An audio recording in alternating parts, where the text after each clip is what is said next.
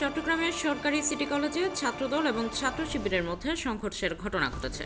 উদ্বুদ্ধ পরিস্থিতিতে কলেজের ক্লাস ও পরীক্ষা বাতিল ঘোষণা করা হয়। তবে জাতীয় বিশ্ববিদ্যালয়ের অধীনে ডিগ্রি দ্বিতীয় বর্ষ এবং মাস্টার্স কোর্সের পরীক্ষা চলমান আছে বলে জানায় কলেজ কর্তৃপক্ষ। মঙ্গলবার 21শে ফেব্রুয়ারি সকাল থেকে উত্তেজনা শুরু হয়। দুপুর 12টার দিকে উভয় পক্ষ মুখোমুখি হয়ে পাল্টাপাল্টি স্লোগান দিতে থাকে এবং ঘণ্টাখানেক তাদের মধ্যে ধাওয়া ও পাল্টা ধাওয়া চলতে থাকে। খবর পেয়ে ঘটনাস্থলে অতিরিক্ত পুলিশ পৌঁছায়। পরবর্তীতে পুলিশ ও কলেজ শিক্ষকদের হস্তক্ষেপে কলেজ ক্যাম্পাস এলাকায় পরিস্থিতি নিয়ন্ত্রণে আসে।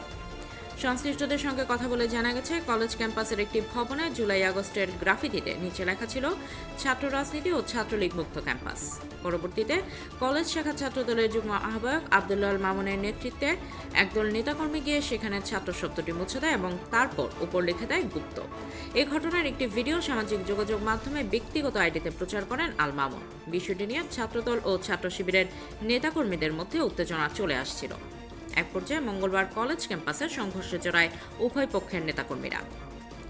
এ বিষয়ে সিটি কলেজের একজন শিক্ষক ঢাকা পোস্টকে বলেন, শিক্ষার্থীদের আমরা বুঝিয়েছি, মারামারির কারণে জাতীয় বিশ্ববিদ্যালয়ের পরীক্ষা বন্ধ হলে কলেজের সুনাম ক্ষুণ্ণ হবে। তারা বুঝতে পেরে নিজেরাই চলে গেছেন। তবে 12টার পর থেকে এবং বিকালের শিফটে কলেজের অভ্যন্তরীণ ক্লাস এবং পরীক্ষা স্থগিত করা হয়েছে। হামলার বিষয়ে কলেজ ছাত্র শিবিরের সাংগঠনিক সম্পাদক মাহমুদ জানান, চট্টগ্রাম সরকারি সিটি কলেজ ছাত্র শিবিরের নেতাকর্মীদের উপর ছাত্রদল কর্তৃক হামলা হয়েছে।